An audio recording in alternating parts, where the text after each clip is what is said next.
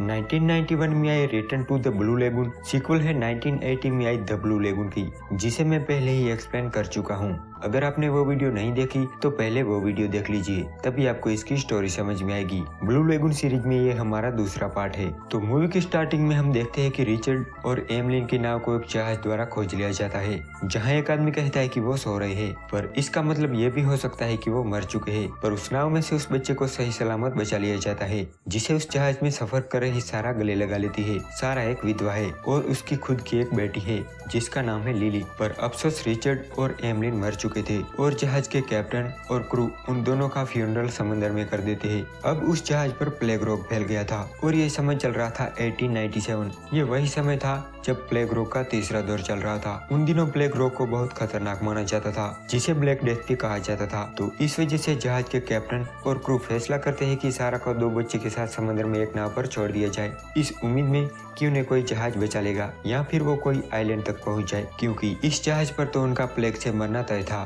तो उन्हें एक नाविक केरनी के साथ रात को एक नाव पर समुद्र में उतार दिया जाता है। सुबह होती है और सारा केनी से एक कप पानी मांगती है, पर केनी उसे पानी देने से मना कर देता है। वो कहता है कि हमें पानी बचा कर रखना होगा। अब वो दिन बीत जाता है और रात भी बीत जाती है। अगली सुबह भूख और प्यास से वो बच्चे रोए जा रहे थे, पर केनी उन्हें एक कप पानी देने को तैयार नहीं था। उल्टा बच्चों के रोने की वजह से वो उन पर और सारा पर गुस्सा हो रहा था। वो सारा से कहता है कि बच्चों को चुप कराओ, पर जब वो बच्चे चुप नहीं हो रहे थे तब वो उन्हें उठा के समुद्र में फेंकने वाला था। पर तभी सारा उस पर पतवार से वार करती है और उसे मार देती है और समुद्र में फेंक देती है। अगले दिन तेज लहरों से उसकी आंख खुलती है। जब वो देखती है तो उसे सामने एक आइलैंड दिखाई देता है। तेज लहरों से बचते हुए वो उस आइलैंड पर पहुंचती है। भूख से उनकी हालत खराब हो गई थी। वो पास ही सिर छिपाने के लिए एक टेंट बनाती है। वो बच्चों को पानी पिलाती है और उसके बाद वो आइलैंड का मुआयना करती है, जहाँ उसे पीने के लिए साफ पानी मिलता है और खाने के लिए फ्रूट्स, जिससे वो बहुत खुश थी। तभी बारिश शुरू हो जाती है, जिससे वो बच्चों को लेकर वापस टेंट पर आती है। कुछ देर बाद बारिश रुक जाती है तो वो बच्चों को लेकर बीच पर पहुंचती है। अब इससे आगे उस लड़के को रिचर्ड नाम से बुलाया जाता है,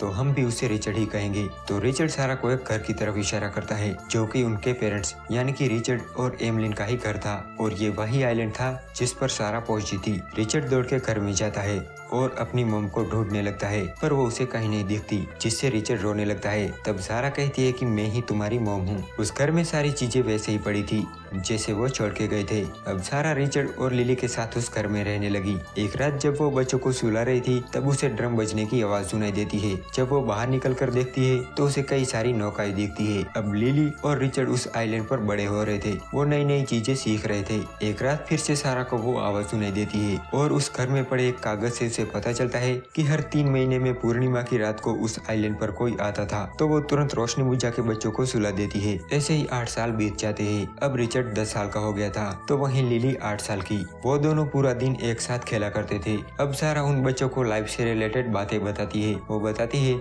कि कैसे एक लड़का बड़ा होकर आदमी बनता है, तो वहीं कैसे एक लड़की बड़ी होकर औरत बनती है, और बड़े होने पर उनके शरीर में क्या क्या चेंजेस आते हैं। वो शादी से लेकर बच्चे होने तक का सारा प्रोसेस उन्हें बताती है और बच्चों के मन में जो भी डाउट्स थे उन्हें क्लियर करती है। एक दिन लिली और रिचर्ड मछली पकड़ने जाते हैं, जहाँ वो नाव को एक पत्थर के सहारे बांध के मछली पकड़ रहे थे। तभी वो रस्सी खुल जाती है और नाव तैर के किनारे तक पहुँच जाती है। अब उन्हें वापस किनारे तक आना था, पर पानी में शार्क घूम रही थी। यहाँ सारा बच्चों को ढूंढ रही थी और अब अंधेरा भी हो गया था। तो रिचर्ड पानी में एक मछली फेंकता है, जिससे उन्हें भागने का टाइम मिल सके, और इस तरह वो नाव तक पहुँचते हैं, जहाँ सारा उन दोनों को बहुत डांटती है क्योंकि आज पूर्णिमा की रात थी। एक दिन बारिश के मौसम में सारा घर को ठीक करने जाती है क्योंकि घर में पानी आ रहा था, पर उसके बाद से ही उसकी तबीयत खराब रहने लगी और उसे अब लग रहा था कि वो नहीं बचने वाली। तो वो रिचर्ड और सारा को अपनी मनपसंद जगह बताती है। वो रिचर्ड से कहती है कि मैं ही तुम्हारी सच्ची मॉम हूँ। अब वो खुद चलकर उस जगह पहुंची थी और वही दम तोड़ देती है। उसे न्यूमोनिया हो गया था। लिली और रिचर्ड उसकी मनपसंद जगह पर उसे दफना देते हैं और अब लिली और रिचर्ड इस सुनसान आइलैंड पर अकेले थे, और ऐसे ही कई साल बीत जाते हैं। अब वो दोनों काफी बड़े हो गए थे।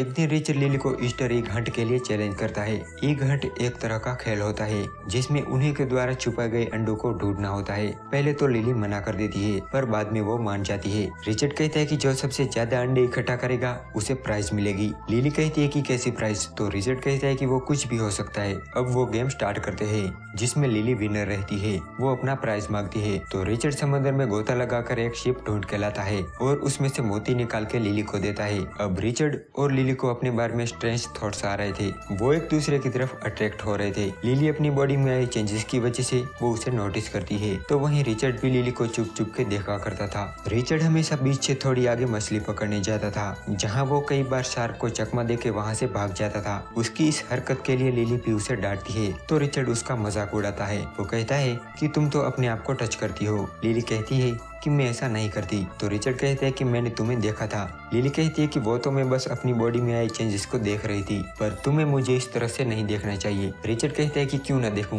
मैंने तुम्हें बचपन से ही बिना कपड़ों के देखा है, तो अब क्यों ना देखूं। लिली कहती है कि तब मैं छोटी थी, लेकिन अब मैं बड़ी हो गई हूँ, और ये कह के वो वहाँ से जाने लगती है। पर रिचर्ड उसे मना लेता है और दोनों डांस करने लगते हैं, और डांस करते करते वो एक दूसरे के करीब आ जाते हैं। पर लिली तुरंत रिचर्ड से दूर हो जाती है, और वो रिचर्ड से कहती है कि मुझे लगता है कि अब हमें अलग अलग सोना चाहिए। रिचर्ड कहता है कि जैसा तुम्हें ठीक लगे। अगले दिन जब लिली सो के उठती है तो उसे अपने बेड में खून दिखाई देता है। पहले तो वो बहुत डर जाती है, पर बाद में उसे सारा की सिखाई हुई बातें याद आती है, और उसे समझ में आ गया था कि ये उसका पहला पीरियड था। वो अपने कपड़े लेकर एक झरने पर साफ करने जाती है, तो उसके पीछे रिचर्ड भी आता है। वो कहता है कि मैंने तुम्हारे बेड पर ब्लड देखा, क्या तुम ठीक हो? तब लिली कहती है कि क्या तुम्हें याद है मॉम ने क्या कहा था, जब एक लड़की बड़ी होकर औरत बनती है तो क्या क्या होता है। तो रिचर्ड उसकी बातें समझ जाता है। अगले दिन जब रिचर्ड सो रहा था तब लिली उसके पास आती है और उसे जगाती है। अब क्योंकि वो बिना कपड़े के सो रहा था तो वो अपने आप को एक कपड़े से ढकता है, पर इसी बीच लिली कुछ देख लेती है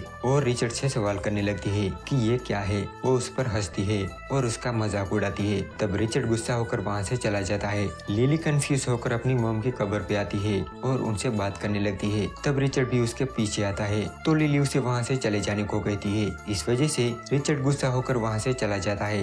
वो कहता है कि मैं आइलैंड की दूसरी तरफ जा रहा हूँ। लिली उसे रोकती है, पर वो नहीं मानता और आइलैंड की दूसरी साइड चला जाता है, जहाँ एक जगह पे उसे इंसानी खोपड़ी और कंकाल दिखाई देते हैं। ये वही जगह थी जहाँ वो जंगली आदिवासी इंसानी बलि देते थे। तभी उसे उन जंगली आदिवासियों की आवाज सुनाई देती है और अब रात होने वाली थी। रिचर्ड खुद को छिपाने के लिए अपने शरीर पर कीचड़ लगा देता है। इधर हम लिली को देखते हैं, जो कि उसका वेट कर रही थी। वो आदिवासी आते हैं और अपनी रस्म पूरी करते हैं। रिचर्ड ये सब छुप के देख रहा था। तभी एक आदिवासी रिचर्ड को देख लेता है। वो बिना कुछ कहे वहाँ से चला जाता है। रिचर्ड को उस पत्थर पर खून दिखाई देता है। सुबह होती है और रिचर्ड अब घर जा रहा था। तभी उसे लिली मिलती है, जो उसे ढूंढने आ रही थी। वो कहती है कि तुम रात भर कहाँ थे? मैं बहुत डर गई थी, मुझे लगा मैंने तुम्हें खो दिया। अब इस इंसिडेंट के बाद उन दोनों में चल रही बहस खत्म हो जाती है और वो दोनों अब काफी क्लोज आ जाते हैं। वो दोनों पहली बार किस करते हैं और अगले ही दिन वो शादी कर लेते हैं। अब शादी के बाद वो अपनी नई जिंदगी की शुरुआत करते हैं। वो हर लम्हे हर पल को साथ जीते थे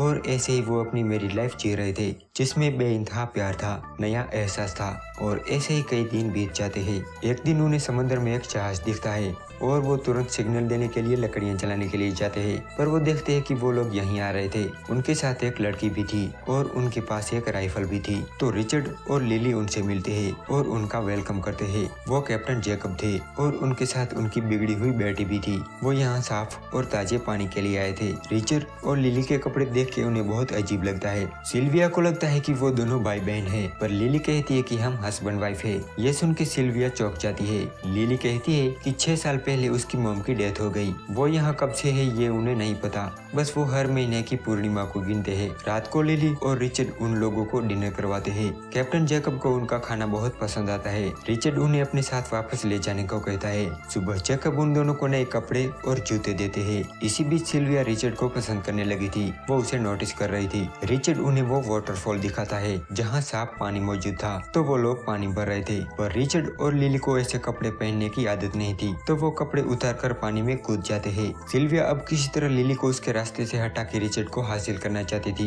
एक रात वो रिचर्ड के साथ डांस करने लगती है, जिसे देख लिली गुस्सा होकर वहाँ से चली जाती है। सुबह लिली मेकअप करती है। वो सिल्विया जैसी दिखना चाहती थी, जिससे वो रिचर्ड का ध्यान खींच सके। पर रिचर्ड जब वो मेकअप देखता है तब वो कहता है कि अपना मुंह धो लो। यह कहकर वो सिल्विया के साथ मछली पकड़ने चला चला जाता है, जहाँ सिल्विया उसके करीब आने की कोशिश करती है। यहाँ लिली नहा रही थी पर उस पर कैप्टन के एक आदमी की नजर थी। जैसे ही वो बाहर आती है वो आदमी उसका पीछा करता है और उसे पकड़ लेता है। यहाँ बातों बातों में रिचर्ड सिल्विया को लिली कह के बुलाता है तो सिल्विया कहती है कि उसका नाम मत लो। रिचर्ड कहता है कि मैं उसके साथ पला बड़ा हूँ, मैंने उसके साथ शादी कर ली है, मैं उसे चीट नहीं कर सकता। तो सिल्विया उसे एक थप्पड़ मार देती है जिससे रिचर्ड उसे वहीं छोड़ के चला जाता है। यहाँ कैप्टन का आदमी क्वेनल लिली के पीछे पड़ जाता है। वो उसे उस मोती के बारे में पूछ रहा था जो उसने लिली के बालों में देख लिया था। मोती मिलने के बाद वो उसके साथ जबरदस्ती करने लगा। तभी रिचर्ड आता है और दोनों में फाइट हो जाती है। वो रिचर्ड पर गोली भी चलाता है जिसकी आवाज दूसरे लोगों ने भी सुन ली थी। अब वो राइफल लेके उसके पीछे पड़ जाता है। वो उस पर कई गोलियां चलाता है पर सारी मिस हो जाती है। तभी रिचर्ड के पीछे भागते वक्त वो गिर जाता है जिससे उसके सर से खून बहने लगता है। रिचर्ड उसे ठीक वहीं ले आया था जहां वो शार्क को कई बार देख चुका है और वो शार्क उसका काम तमाम कर देती है। रिचर्ड वापस लिली के पास आता है और उसे कैप्टन के साथ वापस जाने की बात करता है पर लिली मना कर देती है। वो कहती है कि अगर तुम जाना चाहो तो जा सकते हो। साथ में वो ये भी कहती है कि वो प्रेग्नेंट है। तो अब वो लोग इस आइलैंड पर रह के उस आने वाले बच्चे को पालने का फैसला करते हैं और वो जहाज चला जाता है। कुछ दिनों बाद उन्हें एक बेटी होती है और हम देखते हैं कि वो सभी अपनी लाइफ में बहुत खुश है और यहाँ ये मूवी एंड हो जाती है। इस मूवी के बारे में अगर आपको कोई सवाल है तो आप मुझे कमेंट करके बता सकते हो। अगर आपको ये वीडियो पसंद आया हो तो प्लीज इसे एक लाइक जरूर कर देना। इस मूवी का तीसरा पार्ट भी अवेलेबल है, अगर आपको देखना है तो आप मुझे कमेंट करके जरूर बताना, मैं एक्सप्लेन कर दूंगा।